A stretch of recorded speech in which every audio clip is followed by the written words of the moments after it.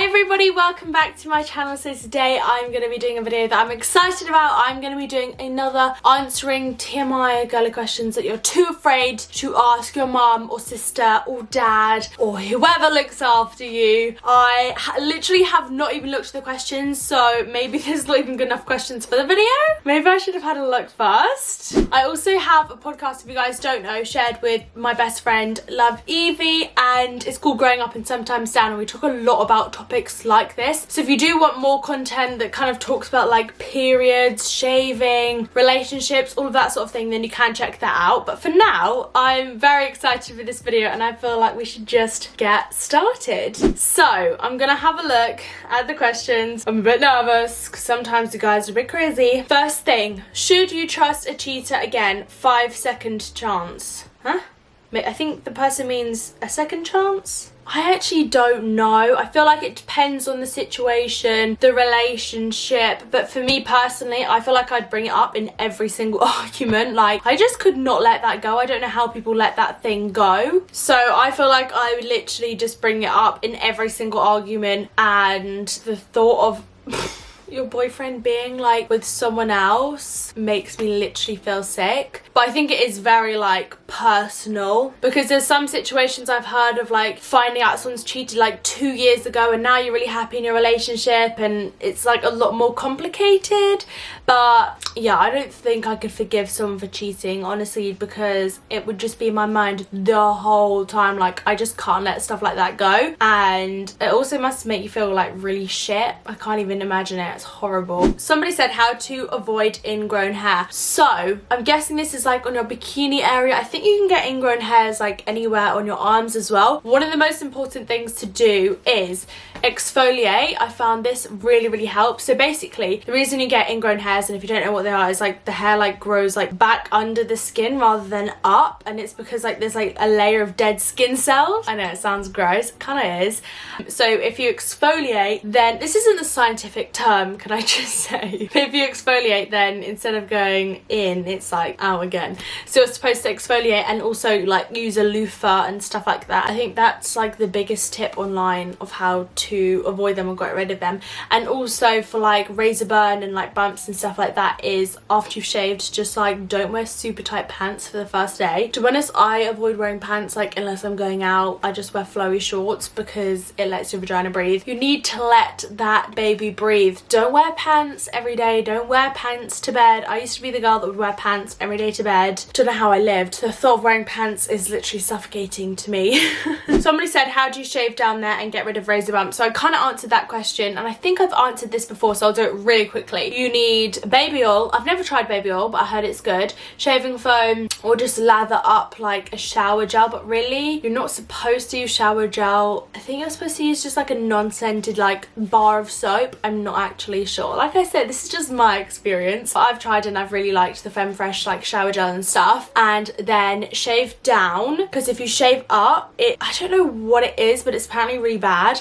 And then if you want like a cleaner shave, then go like side to side, and then if it's still not clean enough, then go up. You're not supposed to go up to start with. So basically go down with where the hair grows. So the hair grows down, you go down with it. On my legs, I just go straight up though, to be fair. I don't really get like razor burn or anything with my legs. Like, they're pretty smooth down there. Okay, somebody said, I want to go on the pill because I'm having sex, but I don't know how to tell my mom. I understand. This is something that I was like, I don't know, I didn't know how to like ask for it, I guess. But it's just one of those things, like, you grow up, you have sex, like, it's really not, I don't know if this is a good way of putting it, but I don't think it's like a massive deal, or it should be made into a big deal. I think it's like a very normal thing. Like, how do you think your parents had you? Do you know what I mean? Like, something that everyone does, right? And your parents probably aren't wanting any grandchildren anytime soon. I know that my parents are definitely not, so you want to stay protected, and I think like it's your decision what contraception you want. And if you don't feel like condoms are safe enough, then I would just say that to your parents. And I'm not saying like you should go behind their backs, but you can go to like a sex clinic or something and go get a pill. Like, there's other options. You don't necessarily need parents' consent. I think you just need to be 16. And to be honest, I don't think that's a bad thing. Like, you're looking after your sexual health, you're being clever, you're using your brain, you're being mature, making mature decisions. And I think it's literally nothing to be ashamed of. I can understand maybe some parents are a lot stricter. I'm quite lucky my parents are just, I don't know, not strict on that type of thing, because you're gonna do what you want to do anyway, so rather you be safe.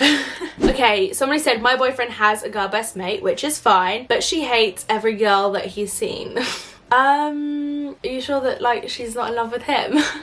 I hate to say that, because people can have like girl best friends and boy best friends like without liking each other. Like, I have a lot of close guy best friends and my boyfriend has a lot of close girlfriends, and like obviously it's just normal. I don't think there's a big deal about that at all, but I think it's different if the best friend's like really protective of the person. So for example, like none of my boyfriend's like close girlfriends are being like, oh, like I don't like her, like why are you spending time with her, like that sort of thing. Then I'd be like, but it's not like that. Like, we're good friends too. Do you know what I mean? So I can't imagine dating a guy and his girl best friend being like, I don't like her, because it's like, I'm the one dating him. Keep your business. No, keep your nose out of my business.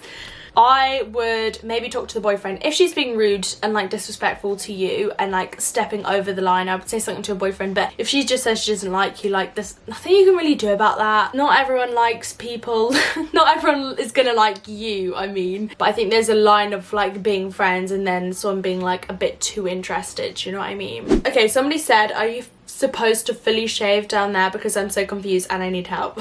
So it's just up to you. I mean, you could like do a little pattern down there if you wanted, like you could do whatever you want. I think what's a Brazilian, is that the whole thing? I don't get waxes, to be fair. I just shave basically my whole body. I personally don't like on me having like leg hair, armpit hair down there. I just don't feel great. I also find it uncomfortable if I like haven't shaved for a while. I like to be shaved, but again, it's like personal preference, 100%. So you gotta do what makes you happy. Maybe for the first time just shave like the sides or something. Somebody asked, can you use a pill without a condom? This confuses me.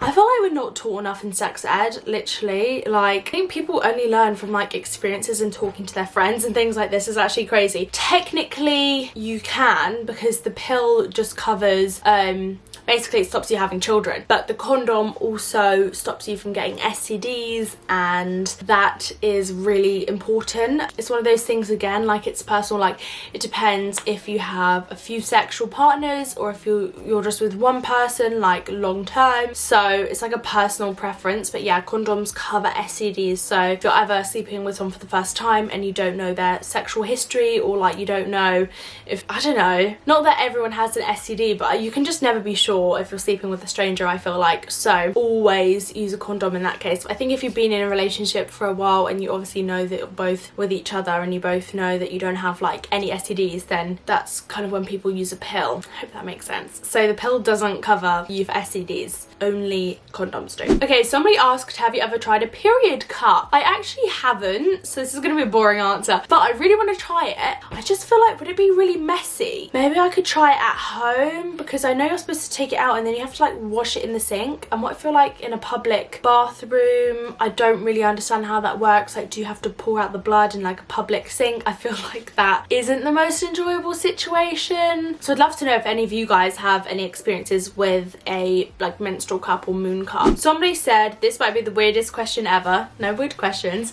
but do tampons feel uncomfortable? So no, you can't feel them at all unless you haven't put them up enough. So the only reason a tampon would be uncomfortable is if it's not all the way up, then that is uncomfortable. Like, there's been times where you kind of like know when you need to change because it's kind of uncomfortable. Do you know, I feel like you'll know what I mean, but like basically you need to make sure it's like up enough and then you will not feel it. Like, honestly, sometimes it feels like when I first did it I was like, Jesus, is this like up in my chest? Like, how how far do I have to push it up? But honestly, like, it actually doesn't go that far, because I think I was scared that it was going to get lost, like, when I first put a tampon in. But honestly, I've used them for years, and I will, sorry, my camera cut, but I was saying I will never go back to a pad after using a tampon. Honestly, I don't know how people use pads. I felt so, like, dirty, and this isn't me judging anyone else, but for me, I just felt like unless I changed my pad every, like, half an hour, I just felt really disgusting. Whereas a tampon, you feel like a lot more clean, because you can't actually, like, see or feel the blood. It's like all inside you, and it also lasts a lot longer. I do use night pads at night, which I literally